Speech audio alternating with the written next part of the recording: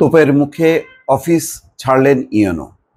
সেটা কোথায়? দিনাজপুরের পার্বতীপুর উপজেলার ইউনো ফাতেমা খাতুন। তিনি অফিস ছেড়েছেন তোপের মুখে। কাদের তোপ?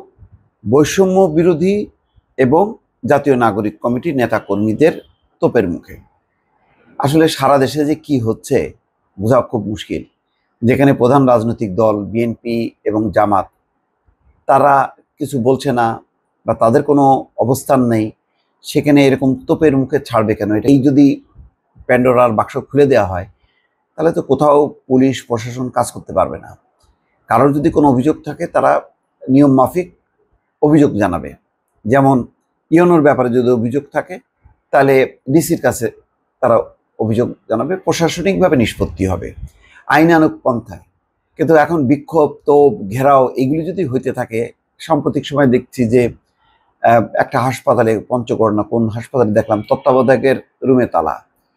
তারপরে পঞ্চগড়ে কোন জায়গায় দেখলাম যে 4 জন বিচারক বদলি হয়ে গেল তাদের আন্দোলন ক্ষোভের মুখে। এরকম নানান জায়গায় কিন্তু ঘটনা ঘটছে। আরও আমি সবগুলো ঘটনা আমার এই মুহূর্তে মনে নেই। সেখানে দেখা যাচ্ছে বৈষম্য বিরোধী এবং জাতীয় নাগরিক কমিটি কোথাও কোথাও বৈষম্য বিরোধী, তারা তাদের তৎপরতা। এখন এটা দুই রকম হতে পারে। একটা সত্যি সত্যি তারা হয়তো অনিয়ম আবিষ্কার করছেন বা প্রশাসনের কাছে ক্ষোভ জানাচ্ছেন, প্রশাসন ব্যবস্থা নিচ্ছে না, ফলে তারা বিক্ষুব্ধ হয়ে ঘেরাও করছেন বা তারা তোপের মুখে বাধ্য করছেন এরকম পরিস্থিতি তৈরি করার জন্য। সেটা একটা। আরেকটা হলো যে তারা তাদের কি কিছু তদবির, কিছু সুপারিশ, সেগুলি প্রশাসন পুলিশ মানছে না, সেই কারণে কি তারা এই ধরনের চাপ তৈরি করছে।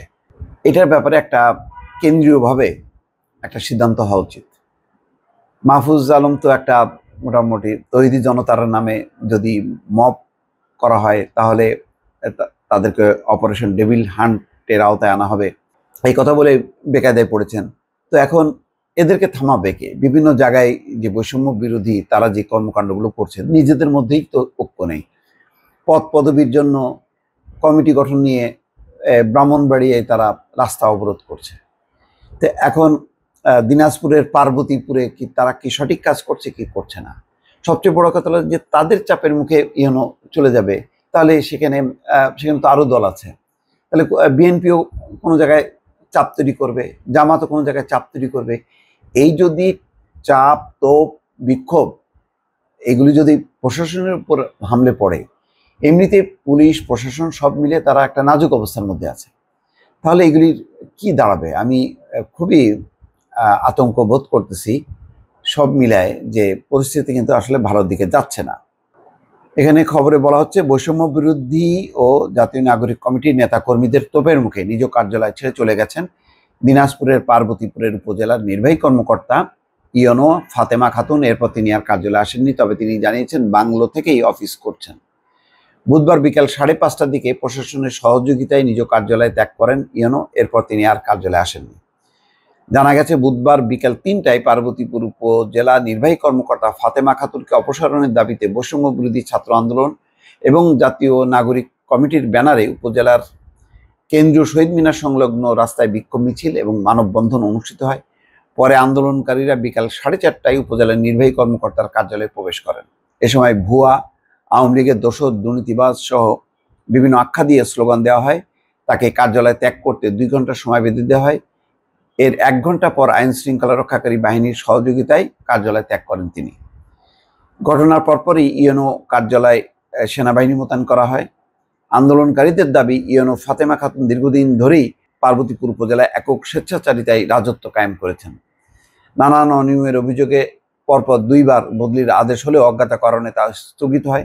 আওয়ামী লীগের সঙ্গে সংশ্লিষ্টতার অভিযোগ আনা হয় তার বিরুদ্ধে। আওয়ামী লীগের সংশ্লিষ্ট না, আওয়ামী লীগের সঙ্গে কাজ করেনি এমন কোন কর্মকর্তা আছে এখন? তো সবাই দোষর।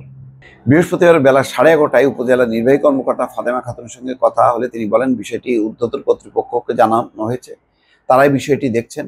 এছাড়াও উপজেলা নির্বাহী কর্মকর্তার কার্যালয়ে সেনা বাহিনী সহ আইন শৃঙ্খলা রক্ষাকারী বাহিনী টহল দিচ্ছে। আপাতত আমি বাংলো থেকেই অফিস করছি। তিনি বলেন, বর্তমান পরিস্থিতি স্বাভাবিক রয়েছে, কিন্তু হঠাৎ অস্বাভাবিক হয়ে উঠতে পারে। তো একজন নারী কর্মকর্তার পক্ষে এইরকম চাপ মোকাবেলা করে টিকে থাকা মুশকিল। তারপরে যিনি আসবেন তিনি কি নতজানু হয়ে ওই বৈষম্য নাগরিক এদের তদবির অনুযায়ী থাকবেন, তাহলে ওখানে কি বসে থাকবে বিএনপি জামাত? সব মিলে এইভাবে আসলে চলতে পারে না। এটার ব্যাপারে আসলে সরকারের একটা খুব কঠোর একটা মনোভঙ্গি হওয়া উচিত। তা নাহলে এই পুলিশ প্রশাসন এগুলি একেবারে অকার্যকর হয়ে যাবে। ভালো থাকবেন। আল্লাহ হাফেজ।